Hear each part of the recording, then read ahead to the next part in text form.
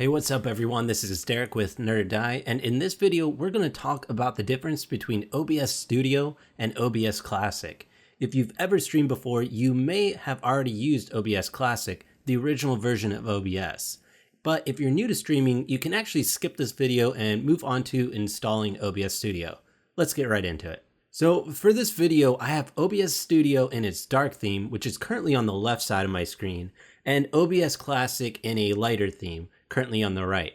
But first, let's talk about why you should upgrade to OBS Studio.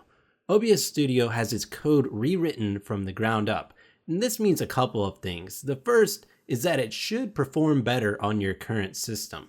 Next, OBS Classic will actually be losing support from the developers, meaning that over time you may not see any updates at all. Actually, the last update that I've seen for it has been in November, I believe. Now, let's take a moment and say farewell to our old friend, as it's time to move on to a better program, OBS Studio. Now, you may have heard the term OBS multi-platform before, and this was actually the name of OBS Studio before they decided to just rename it. It was called multi-platform because the version is meant to work across all major platforms. From my experience, I've noticed that it works great in Windows 7, 8, and even 10, and I've also tried it out on Mac OS X. If you're a Linux user, you can install OBS Studio and stream to Twitch as well. A big difference between OBS Studio vs Classic is that the setting menus have also been reworked and redesigned to make things easier to understand and set up. So now let's talk a little bit about plugins. You may have watched my previous videos and remember a part where we actually had to install and set up OBS plugins. A great thing about Studio is that the popular plugins have been included with the build and installation. This means that you'll have the source capable of playing videos without doing any extra work. It also means that you can run something like the CLR browser source, which is my personal favorite source, without any problems if you install the right version. And these are something that I've received a lot of requests and comments about, how to set these up, troubleshooting these, etc., to where this change alone is something that I would feel is great to go ahead and dive into OBS Studio because of. An interesting difference between Studio and Classic is that all the sources are now global sources in Studio.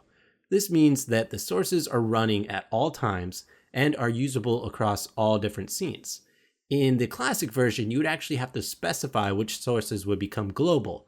From what I've noticed, the performance hasn't dropped at all and actually seems a little bit better because of this. Now, I haven't had the opportunity to do complete in-depth testing for it just yet, but that's what I've noticed so far. And one other thing I want to mention about this is it is very easy to add multiple desktop audio and microphone and auxiliary devices as well. So the next thing that I want to touch on is filters. Filters, I believe, is something that people aren't really used to yet and may be one of the reasons that you're not switching. However, filters are one of the most powerful features in OBS Studio, at least in my opinion. Now, the audio and video filters, as well as the effect filters, give you a ton of different options and help you set up your stream exactly how you want it. While they may seem a bit intimidating at first, they're actually quite easy to learn.